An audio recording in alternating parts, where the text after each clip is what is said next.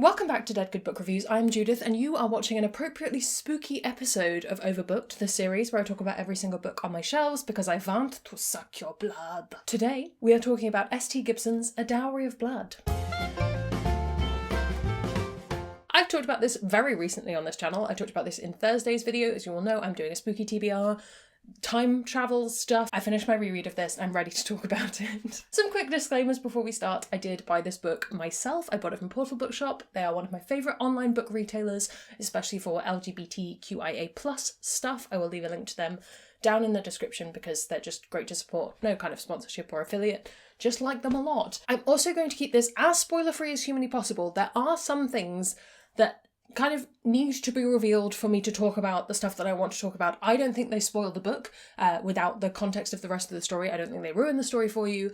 I don't think this is the kind of story that can be ruined because of why it's good, which we will come on to. But if you do want to go in knowing absolutely nothing, please do feel free, pause the video, come back when you've read it. It's not very long. We'll have a chat about it then. This book does also come with some fairly hefty content warnings. I will link the author's website where they have them listed below. So this book came out this year, 2021, from Nyx Publishing, and it is a reimagining of Dracula's Brides, sort of based on the, I have the year, I can remember it, 1897 Bram Stoker novel Dracula. Those words in some kind of order. Bram Stoker's 1897 novel Dracula. There we go. S.T. Gibson, or Saint, has an academic background both in theology and creative writing, which makes a lot of sense if you've read this book. Currently, she's an author, literary agent, and village-wise woman in training. Her other works currently include Robber Girl and Odd Spirits, neither of which I have read, but the cover of Robber Girl has me intrigued. Many authors, poets, filmmakers, etc. have attempted to reimagine Dracula's brides, I think because there is so little information given about them in the original story, but they're quite prominent characters in, if you were actually looking at the cast of that. There is a very small cast and the brides are some of them. In this work, S.T. Gibson does likewise, reimagining them, but we abandon most of the Dracula story and instead focus in on the relationship between these three brides, or rather in this case, two brides and one husband. Their relation to each other, their relationship with this count who is less than a wonderful partner, to put it incredibly lightly. We read all through the writings of his first wife Constanza as she first gets swept up in this new life that she has and this whirlwind of a very intense relationship, and gradually she begins to unravel all of the bad stuff that's going on here as well. As she begins to see this darkness that she's been kind of denying, and she starts to take action and see what she can do about it. My biggest pro for this book, my biggest reason I think that people should read it and enjoy it, is the writing is absolutely beautiful. Now, I talk about flowery prose in both a positive and a negative way on this channel. I think there are ways it's done really right, and there are ways where it's done where it's really annoying. And I think sometimes that can depend what kind of mood you're in. Sometimes you're just like, get to the point, please.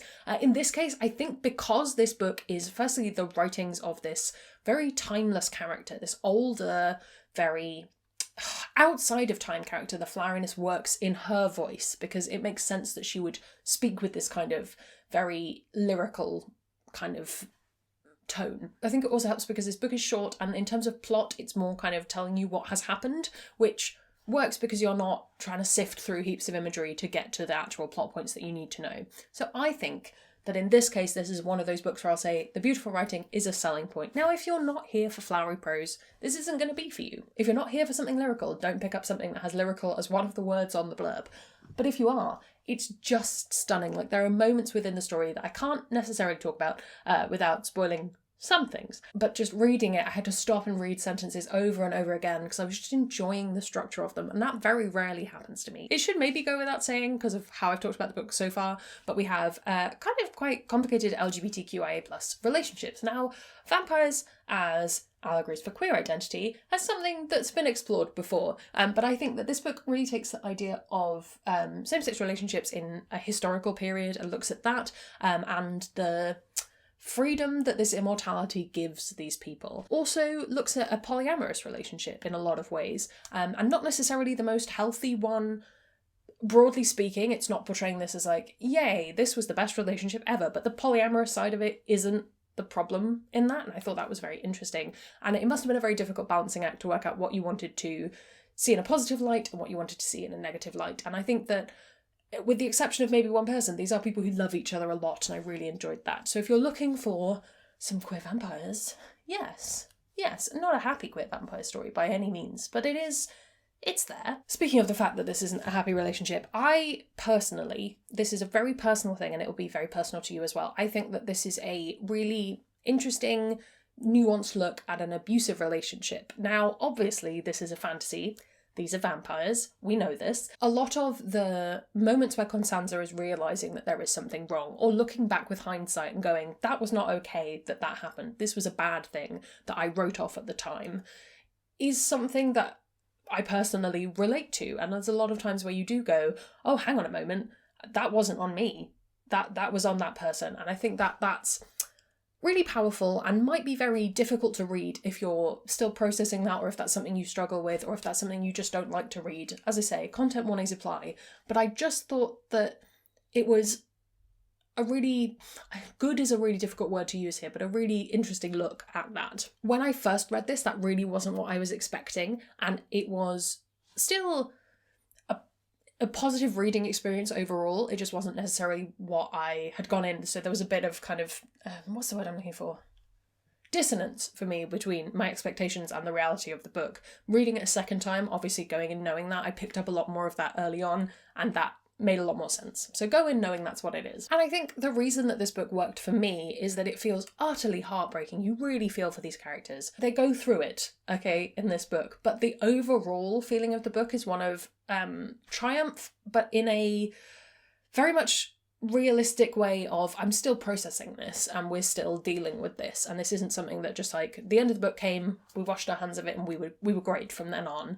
And I think that again speaks to the nuance with which this book handles that issue. For me, if it had just ended in a totally miserable place, I just would not be recommending it. I'd be like, no, this was too much, I can't deal. But actually it's triumphant in its own way, and I think that really works with the story. And also it's triumphant sort of from the beginning, because we have Constanza looking back on what's happened. So you know, as a reader, you're pretty confident that she's made it out okay, which is good for me as a person who does not really like sad things. I've talked a little bit about why you might not want to read this if lyrical writing really isn't for you, or if this isn't a book that you can engage with the themes at the moment on. All of those perfectly valid reasons. The only other reason I could think of that this might not be something you want, if you were on the fence about it, is that it really does kind of ditch the Bram Stoker of it all. We don't really get into any of that story. So if you're really looking for a Dracula retelling and you want to look at Dracula's brides and their roles within that story, you're not going to get that here. I still think it's worth reading, that's just not what this is. Some comparisons, some other things you might be interested in reading.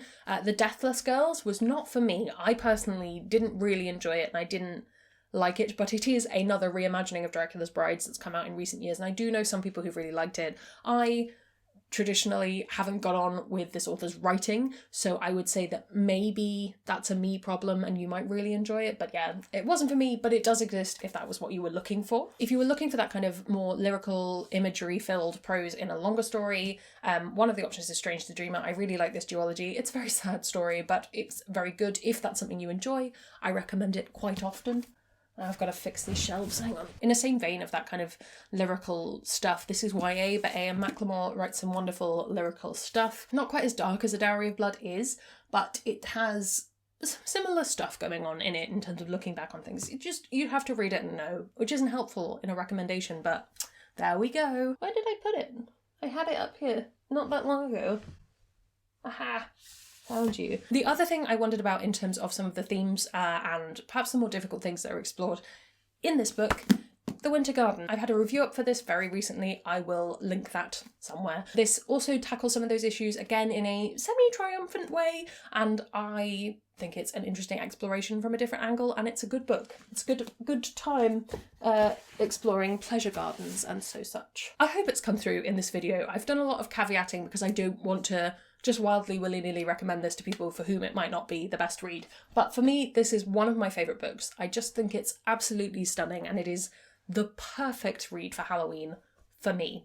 I'm so glad to have it. I'm so glad that I got to read it. I picked it up completely on a whim at one point because I was like, vampires seems like a good idea. A book that really sticks with me after I read it, which often I don't find. So yeah, I would definitely suggest giving this a go. If you have access to it, if you can find it, I would recommend. Have you read this? Do you have plans to read this? What other vampire books should I be reading? Let me know down in the comments below. You can also, while you're down there, if you haven't already, please do subscribe. It makes me feel loved and appreciated.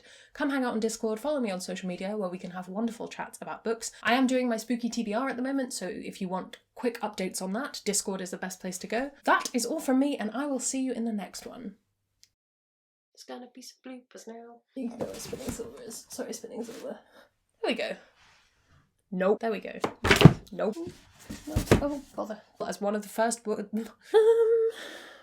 every time I go, I realise I'm gonna have to put it into the edit. Oh dear.